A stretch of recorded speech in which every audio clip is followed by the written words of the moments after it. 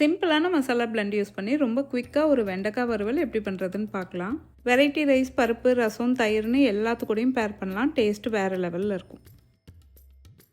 First ஒரு pan heat பண்ணிட்டு அதில் 1.5 டேபிள் ஸ்பூன் அளவுக்கு எண்ணெய் சேர்த்துக்கோங்க. அதில் வெண்டைக்காய் இந்த மாதிரி சின்ன சின்ன பீஸாக கட் பண்ணி சேர்த்துக்கோங்க. வெண்டைக்காய் வந்து நல்லா வதங்கட்டும். ஓரளவுக்கு நல்லா சாஃப்ட் ஆகும் இல்லையா, அந்த அளவுக்கு வதங்கட்டும். கூடவே கொஞ்சம் மஞ்சள் தூள், தேவையான அளவுக்கு உப்பு இதையும் சேர்த்துட்டு நல்லா வதக்கி விட்டுறலாம். அது வதங்கட்டும். நம்ம குயிக்காக ஒரு மசாலா ரெடி பண்ணிடலாம். 1/2 டீஸ்பூன் சீரகம், 1/2 டீஸ்பூன் மிளகு, 2-3 பல் பூண்டு, கொஞ்சமாக கருவேப்பிலை, கூடவே 1/2 டீஸ்பூன் மிளகாய்த்தூள். இது எல்லாத்தையுமே தண்ணி சேர்க்காமல் அரைச்சி வச்சுக்கோங்க. வெண்டைக்காய் ஓரளவுக்கு நல்லா வதங்கினதும் நம்ம அரைச்சி வச்ச மசாலாவை சேர்த்துட்டு கூடவே வெங்காயம் சேர்த்துக்கலாம். பெரிய வெங்காயம் இந்த மாதிரி நீளமாக கட் பண்ணி சேர்த்துக்கோங்க. வெங்காயம் வந்து நம்ம ஸ்டார்டிங்லேயே சேர்த்துட்டோம் அப்படின்னா ரொம்ப வதங்கிடும். இந்த ஸ்டேஜில் சேர்த்தோம் அப்படின்னா தான் ஓரளவுக்கு க்ரன்ச்சியாக இருக்கும். சாப்பிட்றப்போ ரொம்ப டேஸ்ட்டாக இருக்கும்.